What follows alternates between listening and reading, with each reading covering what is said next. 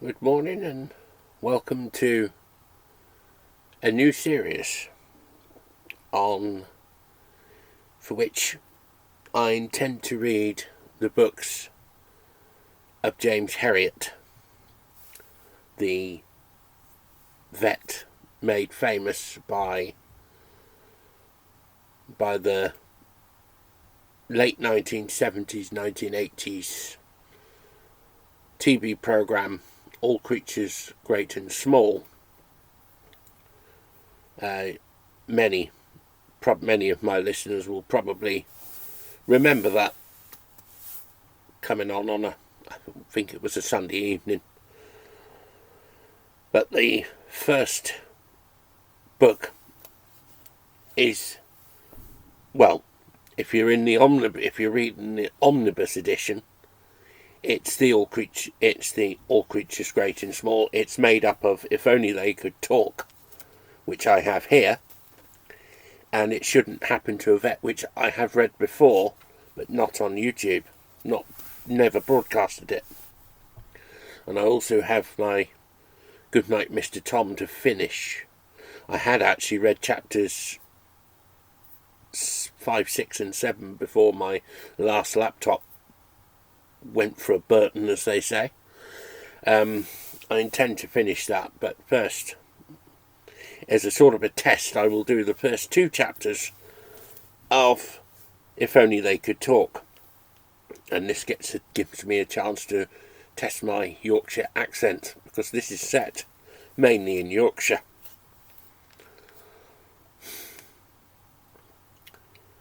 They didn't say anything about this in the books, I thought, as the snow blew in through the gaping doorway and settled on my naked back. I lay face down on the cobbled floor in a pool of nameless muck, my arm deep inside the straining cow, my feet scrabbling for a toehold between the stones. I was stripped to the waist, and the snow mingled with the dirt and the dried blood on my body.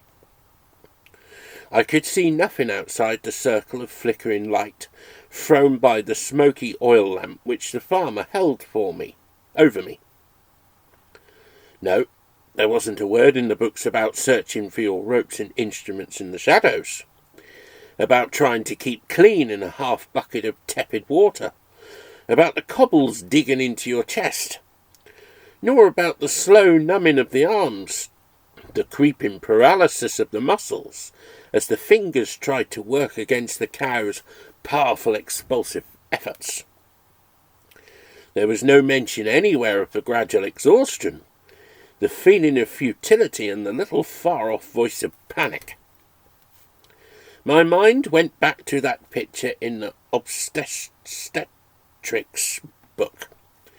A cow standing in the middle of a gleaming floor, while a sleek veterinary surgeon in a spotless parturition overall inserted his arm to a polite distance. He was relaxed and smiling. The farmer and his helpers were smiling. Even the cow was smiling. There was no dirt or blood or sweat anywhere. That man in the picture had just finished an excellent lunch and had moved next door to do a bit of carving just for the sheer pleasure of it, as a kind of dessert. He hadn't crawled, shivering from his bed at 2 o'clock in the morning and bumped over 12 miles of frozen snow, staring steeply ahead till the lonely farm showed in the headlights. He hadn't climbed half a mile of white fellside to the doorless barn where his patient lay. I tried to wriggle my way an extra inch inside the cow. The calf's head was back, and I was painfully pushing a thin, looped rope towards its lower jaw with my fingertips. All the time my arm was being squeezed between the calf and the bony pelvis. With every strain and effort from the cow, the pressure became almost unbearable. Then she would relax, and I would push the rope another inch. I wondered how long I would be able to keep this up. If I didn't snare that jaw soon, I would never get the calf away. I groaned, set my teeth, and reached forward again. Another little flurry of snow blew in, and I could almost hear the flakes sizzling on my sweating back. There was sweat on my forehead too, and it trickled into my eyes as I pushed. There is always a time at a bad carving when you begin to wonder if you will ever win the battle. I had reached this stage. Little speeches began to flit through my brain. Perhaps it would be better to slaughter this cow. Her pelvis is so small and narrow that I can't see a calf coming through. Or, she's a good fat animal, and really of the beef type, so don't you think it would pay you better to get the butcher? Or perhaps, this is a very bad presentation. In a roomy cow it would be simple enough to bring the head round, but in this case it is just about impossible. Of course I could have delivered the calf by embryotomy, by passing a wire over the neck and sawing off the head. So many of these occasions ended with the floor strewn with heads, legs, heaps of intestines. There were thick textbooks devoted to the countless ways you could cut up a calf, but none of it was any good here, because this calf was alive. At my furthest stretch I had got my finger as far as the commissure of the mouth, and had been startled by a twitch of the little creature's tongue. It was unexpected, because calves in this position are usually dead, asphyxiated by the acute flexion of the neck and the pressure of the dam's powerful contractions. But this one had a spark of life in it, and if it came out it would have to be in one piece. I went over to my bucket of water, cold now and bloody, and silently soaped my arms. Then I lay down again, feeling the cobbles harder than ever against my chest. I worked my toes between the stones, shook the sweat from my eyes, and for the 100th time thrust an arm that felt like spaghetti into the cow, alongside the little dry legs of the calf, like sandpaper tearing against my flesh, then to the bend in the neck, and so to the ear, and then, agonizingly, along the side of the face, towards the lower jaw, which had become my major goal in life. It was incredible that I had been doing this for nearly 2 hours, fighting as my strength ebbed to push a little noose round that jaw. I had tried everything else, repelling a leg, gentle traction with a blunt hook in the eye socket, but I was back to the noose. It had been a miserable session all through. The farmer, Mr. Dinsdale, was a long, sad, silent man of few words, who always seemed to be expecting the worst to happen. He had a long, sad, silent son with him, and the two of them had watched my efforts with deepening gloom. But worst of all had been Uncle. When I had first entered the hillside barn, I had been surprised to see a little bright-eyed old man in a pork-pie hat settling down comfortably on a bale of straw. He was filling his pipe, and clearly looking forward to entertainment. "Now then, young man," he cried in the nasal twang of the West Riding, "I'm Mr. Dinsdale's brother. I farm over in Listendale." I put down my equipment and nodded. "How do you do? My name is Herriot." The old man looked me over piercingly. "My vet is Mr. Brumfield. Expect you'll have heard of him. Everybody knows him, I reckon. Wonderful man, Mr. Brumfield, especially at carving. Do you know, I've never seen him beat yet." I managed to wan smile. Any other time I would have been delighted to hear how good my colleague was. But somehow, not now. Not now. In fact, the words set a mournful little bell tolling inside me. "No, I'm afraid I don't know, Mr. Brumfield," I said, taking off my jacket, and more reluctantly peeling my shirt over my head.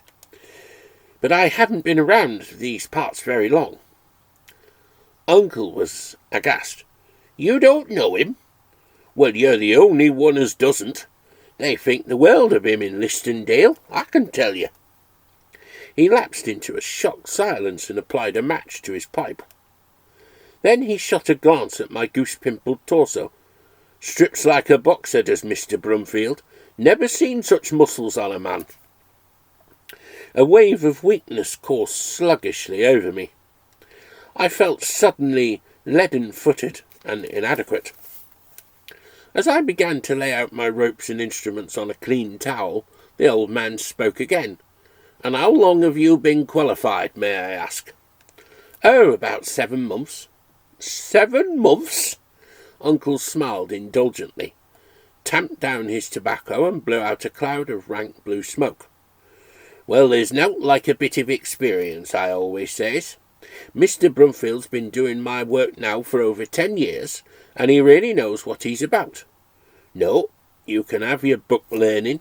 Give me experience every time."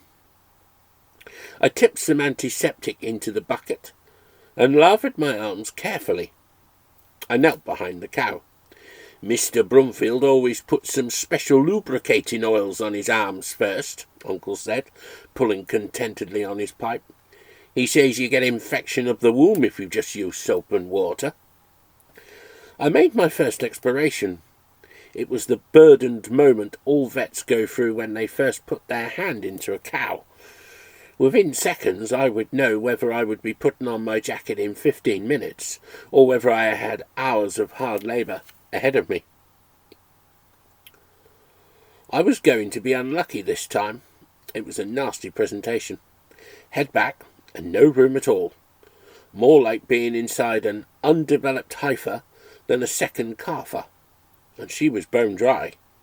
The waters must have come away from her hours ago. She had been running out on the high fields and had started to calve a week before her time. That was why they had to bring her into this half-ruined barn. Anyway, it would be a long time before I saw my bed again. "Well now, what have you found, young man?" Uncle's penetrating voice cut through the silence. "Head back, eh? You won't have much trouble then. I've seen Mr. Brumfield do 'em like that.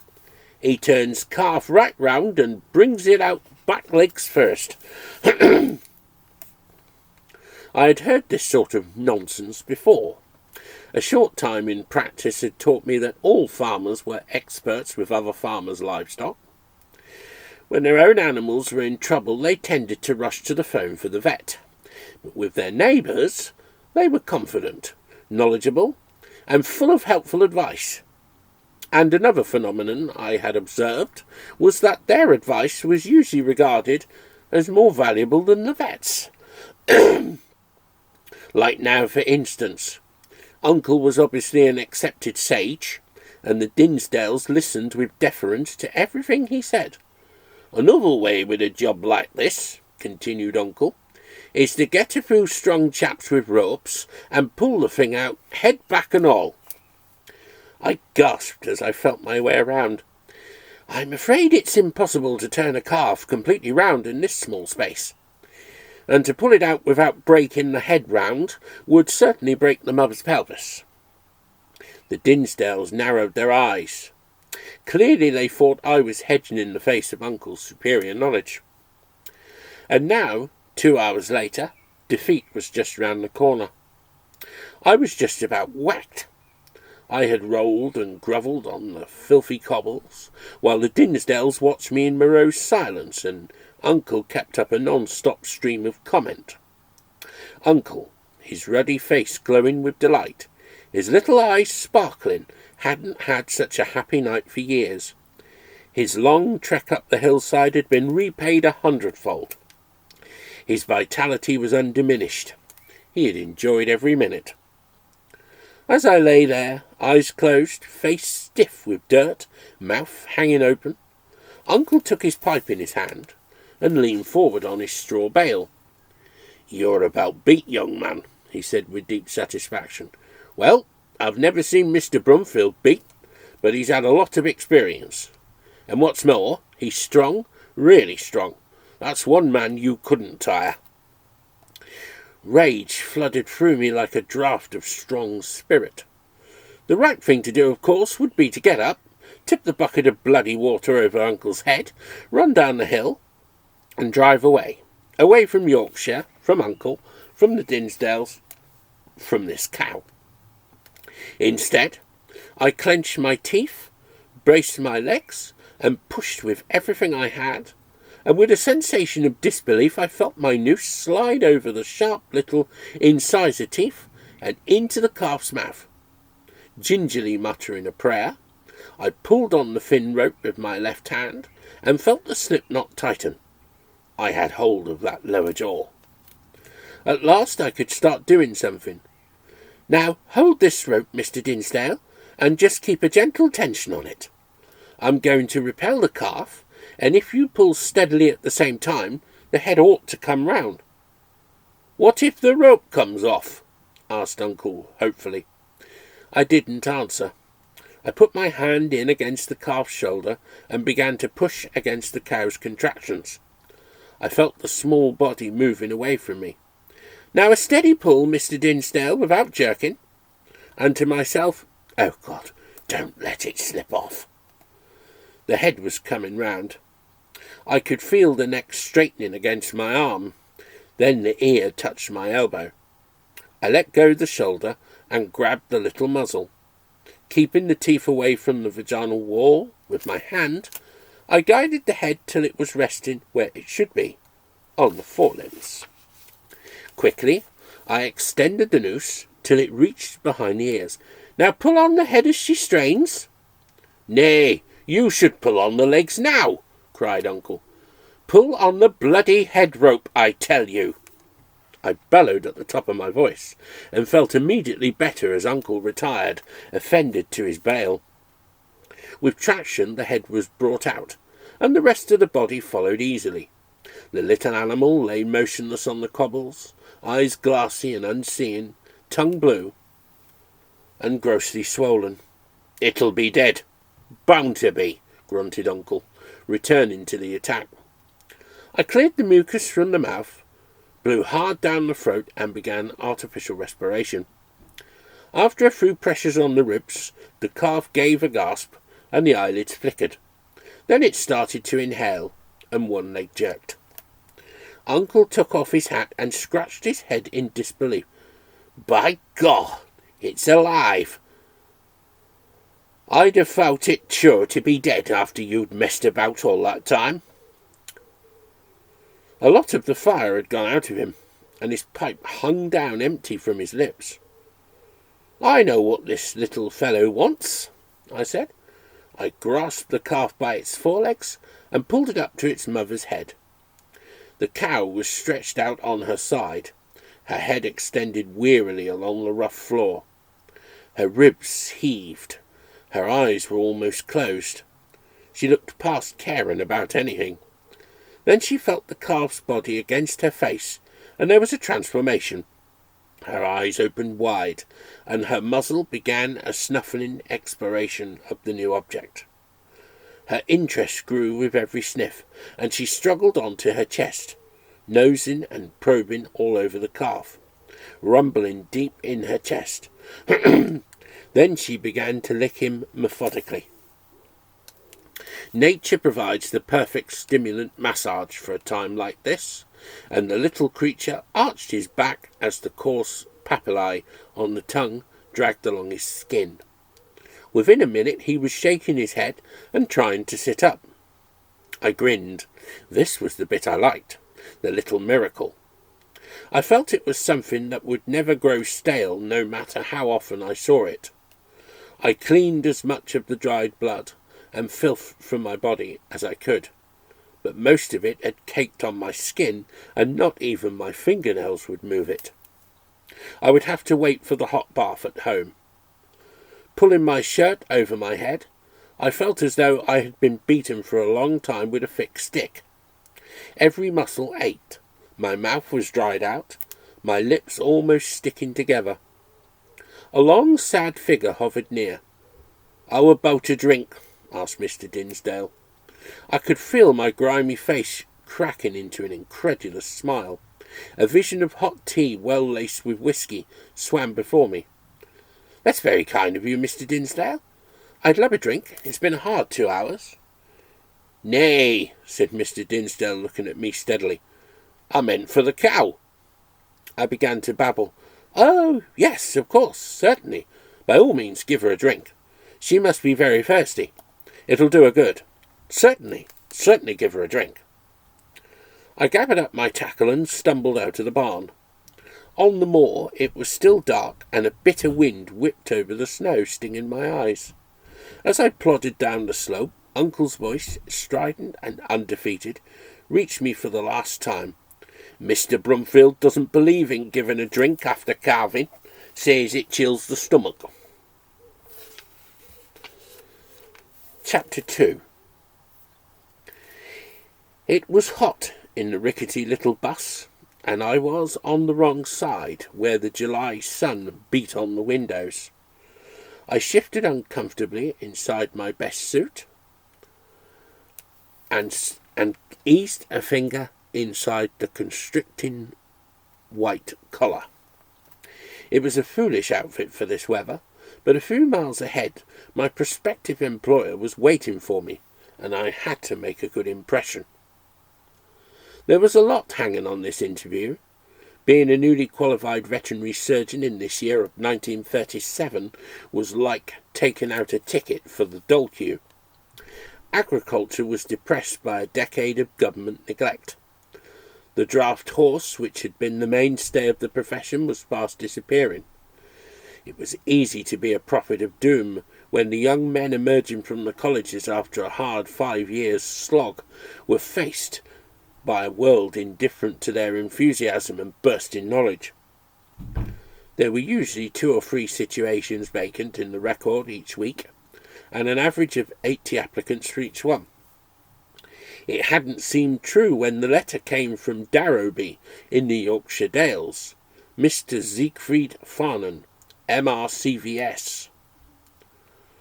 I think that means Master of the Royal College of Veterinary Surgeons. Would like to see me on the Friday afternoon. I was to come to tea, and if we were mutually suited, I could stay on as assistant. I had grabbed at the lifeline unbelievingly. So many friends who had qualified with me were unemployed or working in shops or as labourers in the shipyards that I had given up hope of any other future for myself. The driver crashed his gears again as he went into another steep bend. We had been climbing steadily now for the last 15 miles or so, moving closer to the distant blue swell of the Pennines. I had never been in Yorkshire before, but the name had always raised a picture of a county as stodgy and unromantic as its pudding. I was prepared for solid worth, dullness, and a total lack of charm. But as the bus groaned its way higher, I began to wonder. The formless heights were resolving into high grassy hills and wide valleys. In the valley bottoms, rivers twisted among the trees, and solid green stone farmhouses. Apologies for that. But as the bus groaned its way higher, I began to wonder. The formless heights were resolving into high grassy hills and wide valleys. In the valley bottoms, rivers twisted among the trees, and solid grey stone farmhouses lay among islands of cultivated land, which pushed bright green promontories up the hillsides into the dark tide of heather which lapped from the summits. I had seen the fences and hedges give way to dry stone walls which bordered the roads, enclosed the fields, and climbed endlessly over the surrounding fells. The walls were everywhere, countless miles of them, tracing their patterns high on the green uplands.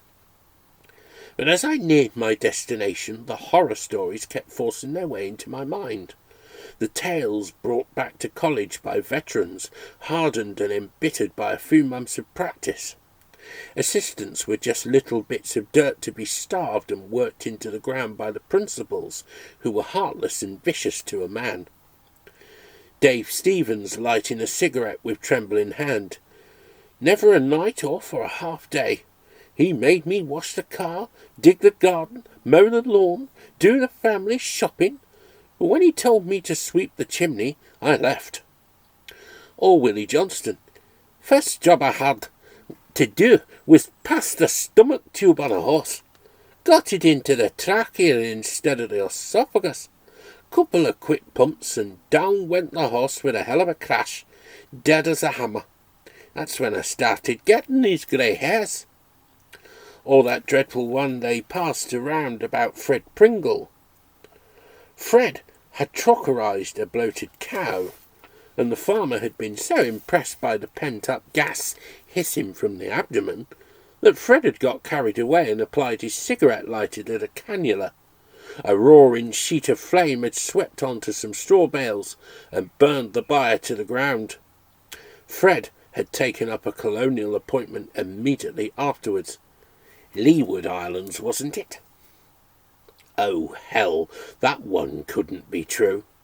I cursed my fevered imagination and tried to shut out the crackling of the inferno, the terrified bellowing of the cattle as they were led to safety. No, it couldn't be as bad as that. I rubbed my sweating palms on my knees and tried to concentrate on the man I was going to meet. Siegfried Farnan. Strange name for a vet in the Yorkshire Dales. Probably a German who had done his training in this country and decided to set up a practice. And it wouldn't have been Farnan in the beginning, probably Farinen. Yes, Siegfried Farinen. He was beginning to take shape.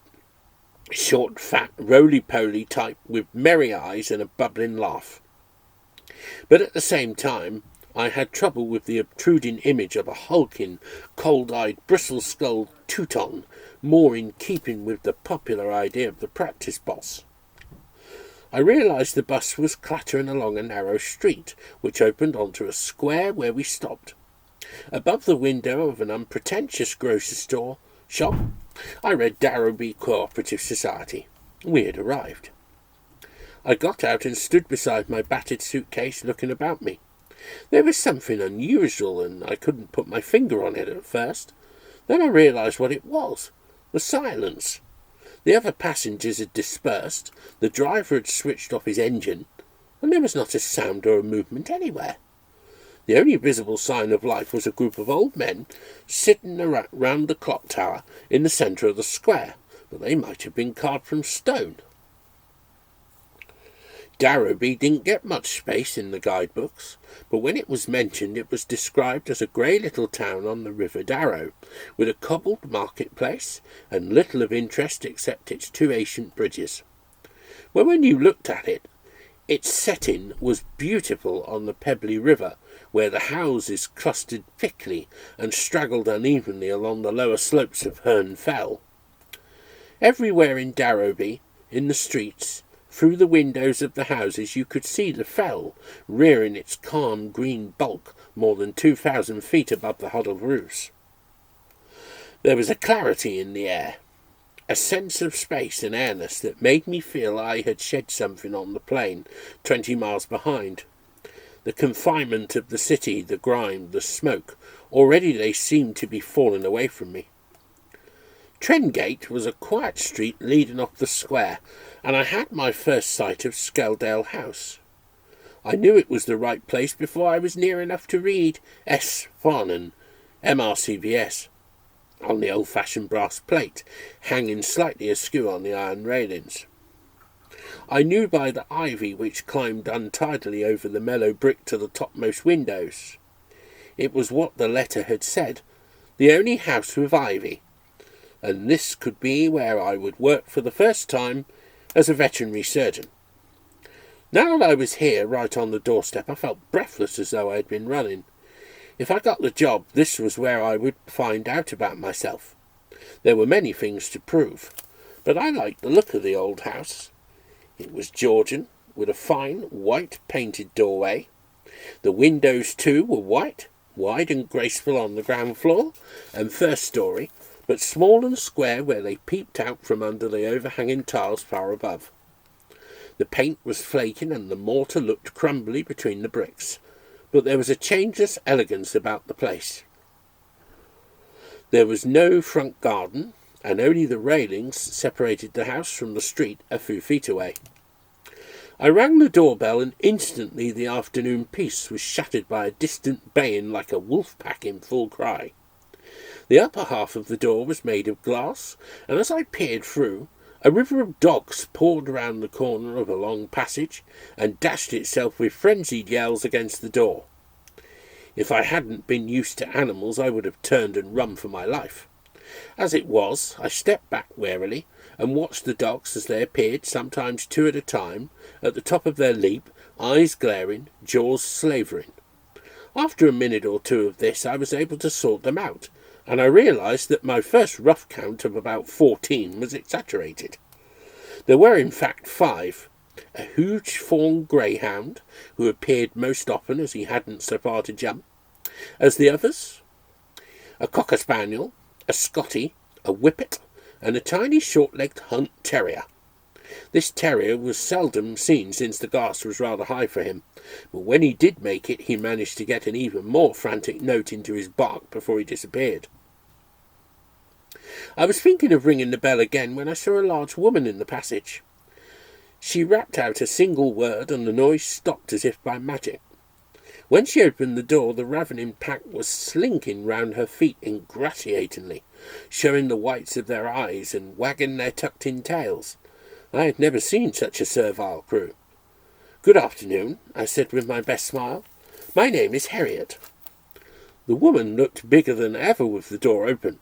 She was about 60, but her hair, tightly pulled back from her forehead, was jet black and hardly streaked with grey.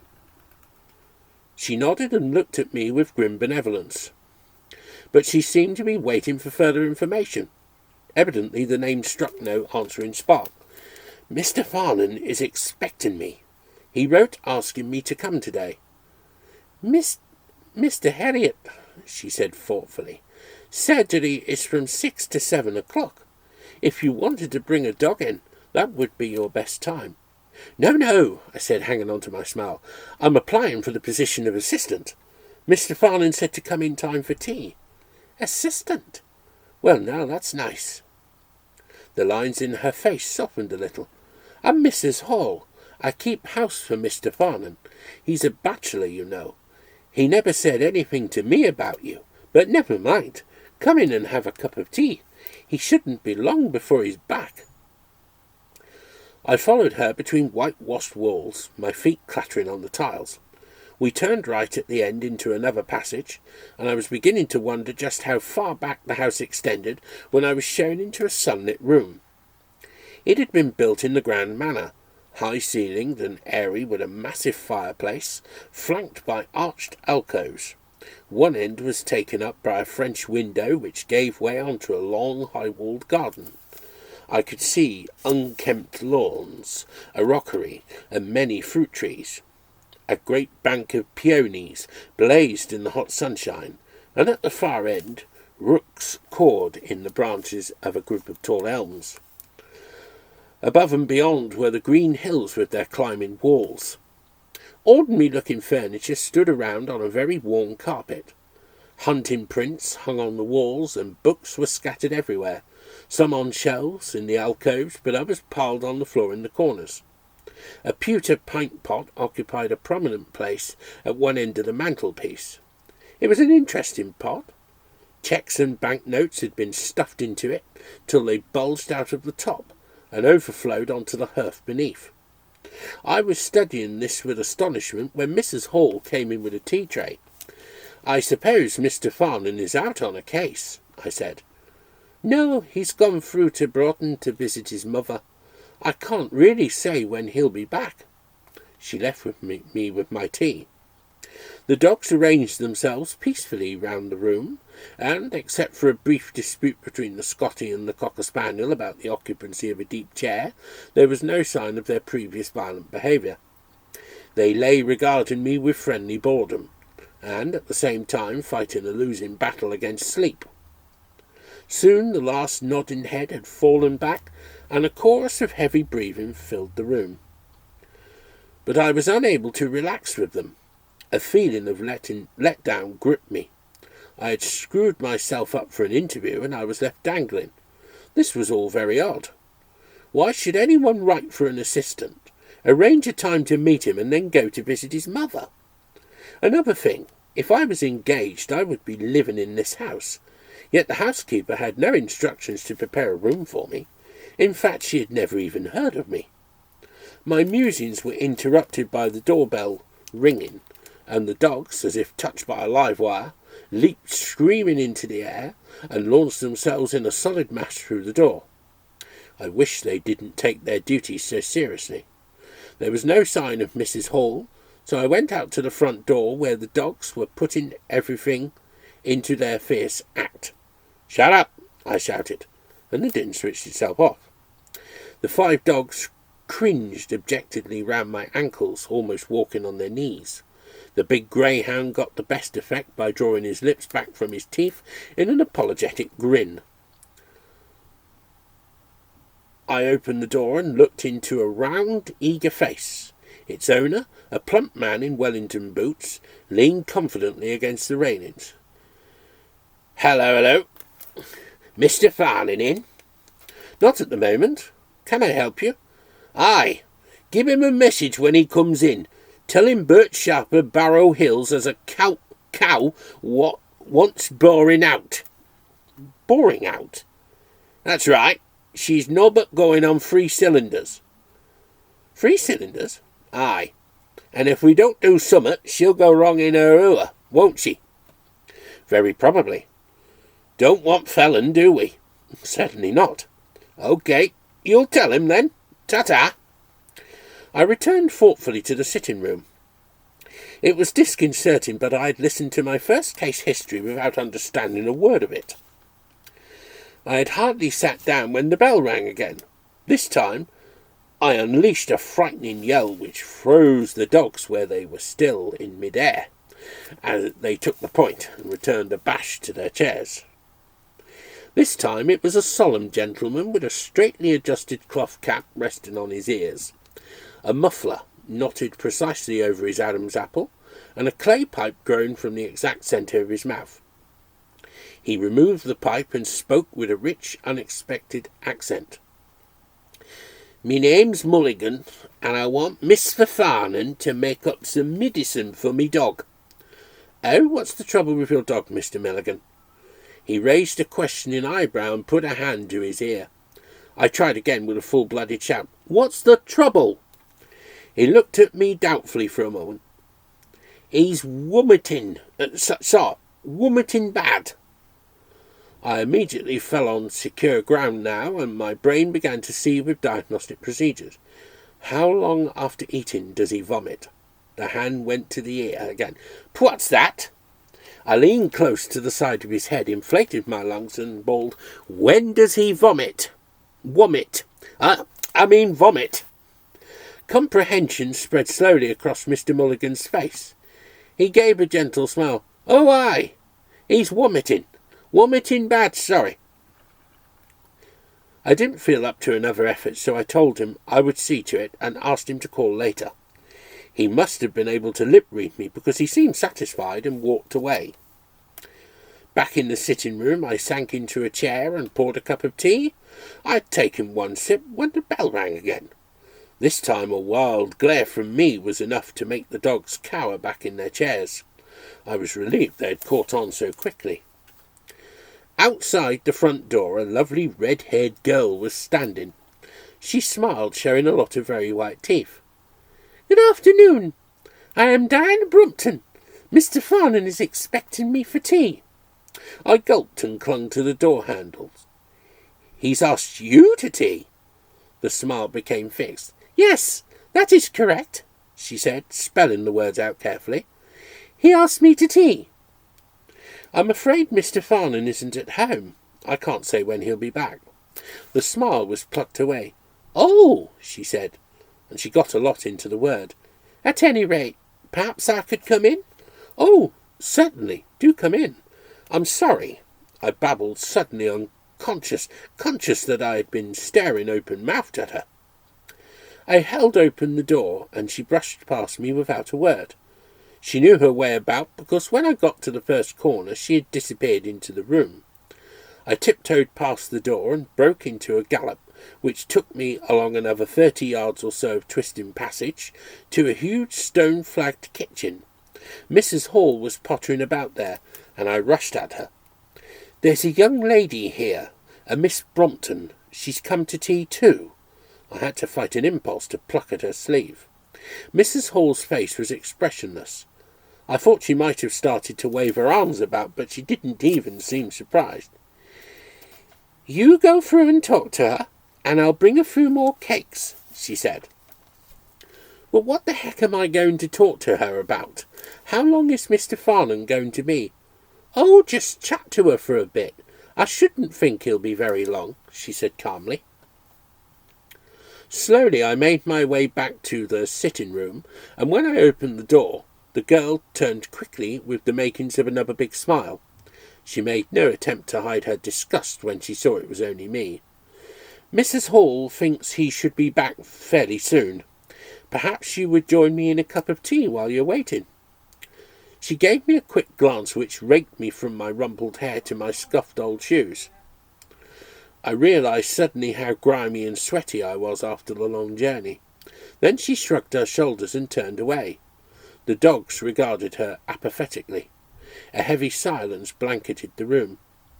I poured a cup of tea and held it out to her. She ignored me and lit a cigarette.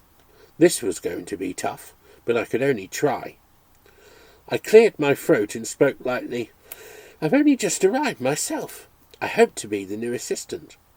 This time she didn't trouble to look round. She just said, "Oh," and again the monosyllable carried a tremendous punch.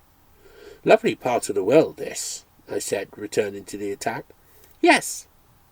I've never been in Yorkshire before, but I like what I've seen." "Oh? Have you known Mr. Farnham very long?" "Yes. I believe he's quite young." "About 30? "Yes." "Wonderful weather." "Yes." I kept at it with courage and tenacity for about 5 minutes, hunting for something original or witty. But finally Miss Brompton, instead of answering, took the cigarette from her mouth, turned towards me and gave me a long blank stare. I knew that was the end and shrank into silence. After that she sat staring out of the French window, pulling deeply at her cigarette, narrowing her eyes as the smoke trickled from her lips. As far as she was concerned, I just wasn't there. I was able to observe her at will, and she was interesting. I had never met a living piece of a society magazine before. Cool linen dress, expensive-looking cardigan, elegant legs, and the glorious red hair falling on her shoulders. And yet here was a fascinating thought. She was sitting there positively hungering for a little fat German vet. This Farnham must have something. The tableau was finally broken up when Miss Brompton jumped to her feet. She hurled her cigarette savagely into the fireplace and marched from the room. Warily, I got out of my chair. My head began to ache as I shuffled through the French window into the garden. I flopped down among the knee-deep grass on the lawn and rested my back against a towering acacia tree. Where the devil was Farnham? Was he really expecting me, or had somebody played a horrible practical joke on me? I felt suddenly cold. I'd spent my last few pounds getting here, and if there was some mistake, I was in trouble. But looking around me, I began to feel better. The sunshine beat back from the high old walls.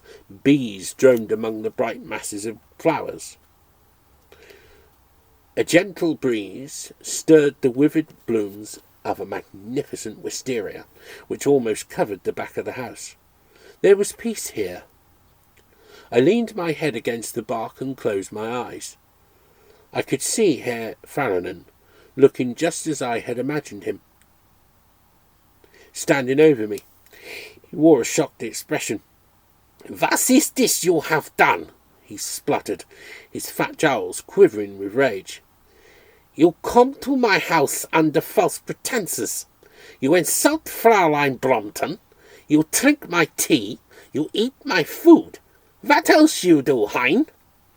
Maybe you steal my spoons. You talk about assistant, but I want no assistant. It's best I telephone the police." Herr Farrinan seized the phone in a pudgy hand. Even in my dream I wondered how the man could use such a completely corny accent.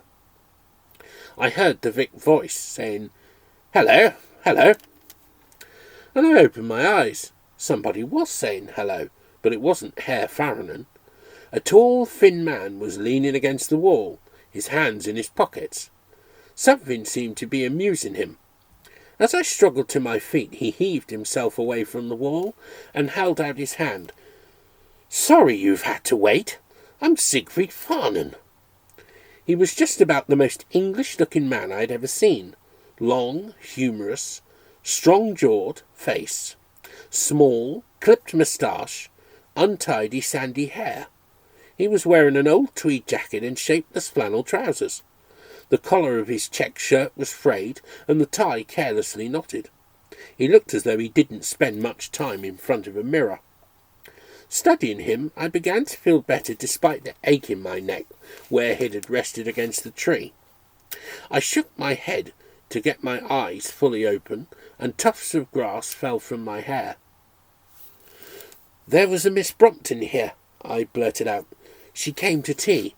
I explained you had been called away." Farnan looked thoughtful but not put out. He rubbed his chin slowly. Yes. Well, never mind. But I do apologise for being out when you arrived. I have a shocking memory and I just forgot." It was the most English voice, too.